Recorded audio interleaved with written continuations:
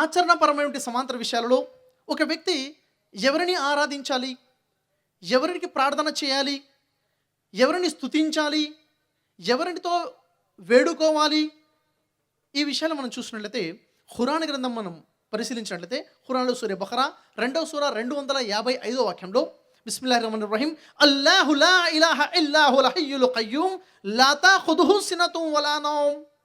అల్లాహ్, ఆయన తప్ప ఆరాధ్య దైవం ఎవరూ లేరు.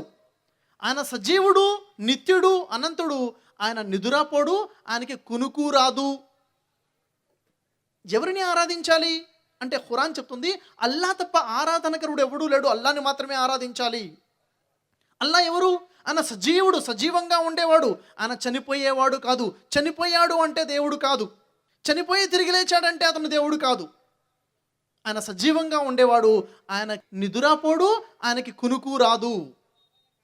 మరి ఎవరిని స్తుతించాలి, ఎవరికి మనం కృతజ్ఞతలు తెలుపుకోవాలి, ఎవరితో సహాయం పొందాలంటే ఖురాన్లో మొట్టమొదటి సూర ఫాతిహాలో మొదటి ఆయత్ మరియు 4వ ఆయత్ను మనం పరిశీలించినట్లయితే బిస్మిల్లాహిర్ రహమానిర్ రహీం అల్హమ్దులిల్లాహి రబ్బిల్ ఆలమీన్. సకల లోకాల ప్రభు అయినటువంటి అల్లాహ్కే సకల రకాల స్తుతులకి పొగడ్తలకి అర్హుడు. స్తుతులకు అర్హుడు ఎవరు? అల్లా. ఎవరైనా సకల లోకాలకి ప్రభు. 4వ వాక్యంలో తెలియచేయడం జరిగింది ఇయ్యాక నఅబుదు వ ఇయ్యాక నస్తఈన్. వల్లా, నిన్నే ఆరాధిస్తున్నాము, సహాయం కొరకు నిన్నే అర్థిస్తాము. ఆరాధనకు అర్హుడు అల్లాహ్నే. సహాయం కొరకు ఎవరిని అర్థించాలి? అల్లాహ్నే అర్థించాలి, ఇంకెవరిని అర్థించకూడదు. స్తుతులకు అర్హుడు ఎవరు? అల్లాహ్నే. మరి ఈ అల్లా ఎవరు అంటే ఖురాన్ గ్రంథంలో సూర ఇఖ్లాస్ 112వ సూర 1 నుండి 4 వాక్యాలు పరిశీలించినట్లయితే బిస్మిల్లాహిర్ రహమానిర్ రహీం ఖుల్ హువల్లాహు అహద్. చెప్పండి, అల్లాహ్ ఒక్కడే అద్వితీయుడు. అల్లాహ్ దేవుడు అనేవాడు ఒకే ఒకడు ఉన్నాడు. ఇద్దరు ముగ్గురు త్రిత్వము కాదు. దేవుడు ఒకడే ఉన్నాడు. ఆయనతో పాటు మరొక దేవుడు లేడు. ఆయన లోపల మరొక దేవుడు లేడు. ఆయన తర్వాత మరొక దేవుడు లేడు. ఆయన కన్నా ముందు మరొక దేవుడు లేడు. దేవుడు లోపల మరొక దేవుడు లేడు. దేవుడు లాంటి మరొక దేవుడు లేడు. ఆయన ఒక్కడే అహద్. ఒకే ఒక దేవుడు ఉన్నాడు. అల్లాహు సమద్. ఆయన నిరాపేక్షాపరుడు. అంటే ఎవరి అవసరమో ఎవరి అక్కరా లేనటువంటి వాడు అల్లాహ్. ఆయనకి ఏ అవసరమూ లేదు. ఉదాహరణకు ఒక వ్యక్తి ఉన్నాడు. ఒక వ్యక్తికి ఆహారం యొక్క అవసరం ఉంది. ఎందుకని? అతనికి ఆకలి అవుతుంది. అన్నం తినకపోతే అతనికి నీరసం వస్తుంది. అన్నం మీద ఆధారపడేవాడు మానవుడు. దేవుడికి ఆకలి వేయదు, దేవుడికి నీరసం రాదు, దేవుడికి అన్నం యొక్క అవసరమే లేదు. భోజనం చేస్తున్నాడంటే అతను దేవుడు కాదు. ఒక మానవుడికి దాహం వేస్తుంది, నీళ్లు తాగుతాడు. సృష్టికర్తన అల్లాహకి దాహం వేయదు, అతనికి నీటి యొక్క అవసరం లేదు. నీరు తాగుతున్నాడు అంటే దైవం కాదు. దైవానికి ఎలాంటి అవసరం లేదు. సృష్టిలో ఉన్న ప్రతి ఒక్కరికి ప్రతి దానికి అల్లాహ్ యొక్క అవసరం ఉంది. అందరూ అల్లాహ్ మీద ఆధారపడేవారే కానీ అల్లాహ్ ఎవరి మీద ఆధారపడేవాడు కాదు. లం యలిద్ వలం యూలద్. అల్లాహ్కి సంతానము లేదు, అల్లాహ్కి కుమారుడు లేడు, అల్లాహ్కి కుమార్తె లేదు, అల్లాహ్కి సంతానం లేదు. దేవుడికి ఒక కుమారుడు ఉన్నాడనేది వాస్తవము కాదు. దేవుడికి కుమారుడు లేడు, దేవుడికి కుమార్తె లేదు, దేవుడికి సంతానము లేదు. వలం యూలద్. ఆ దేవుడు కూడా, ఆ అల్లాహ్ కూడా ఎవరి సంతానము కాదు. వలం యకుల్లహు కుఫువన్ అహద్. అల్లాహ్తో సరి సమానులు, సాటిమేటి ఎవరూ లేరు. దేవుడితో సమానమైన వాడు ఎవడూ లేడు. దేవుణ్ణి పోలినవాడు ఎవడూ లేడు. అల్లాహ్కి సాటిమేటి ఎవరూ లేరు. ఇది అల్లాహ్ యొక్క పరిచయం. మరి అల్లాహ్ ఎవరు అంటే ఖురాన్ గ్రంథంలో సూర రూమ్ 30వ సూర 40వ ఆయతులో తెలియచేయడం.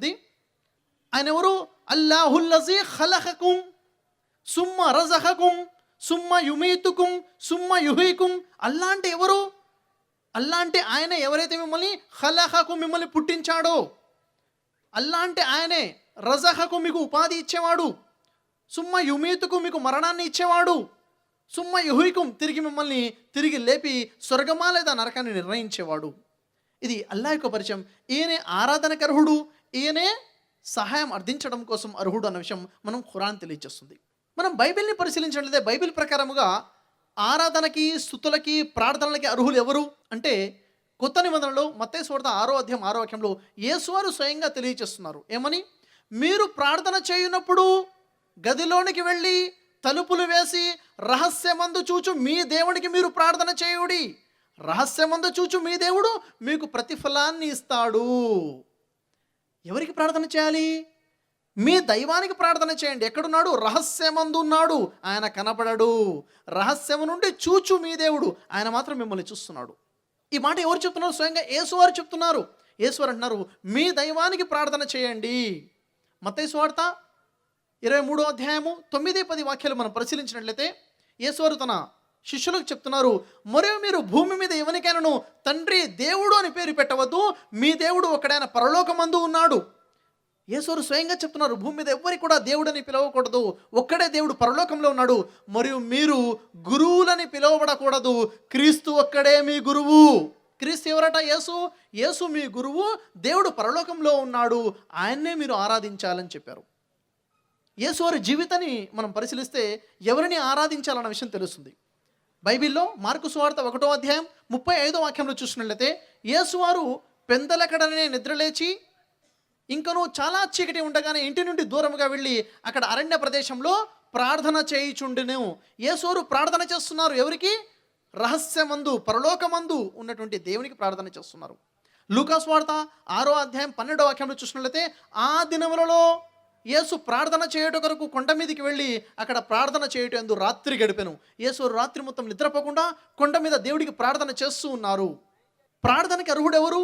పైన ఉన్న దైవమే అన్న విషయం మనకు తెలుస్తుంది.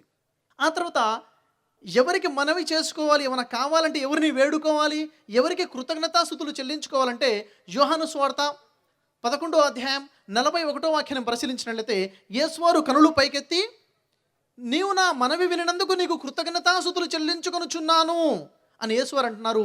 నీవు ఎల్లప్పుడూ నా మనవి వినుచున్నావని నేను ఎరుగుదును.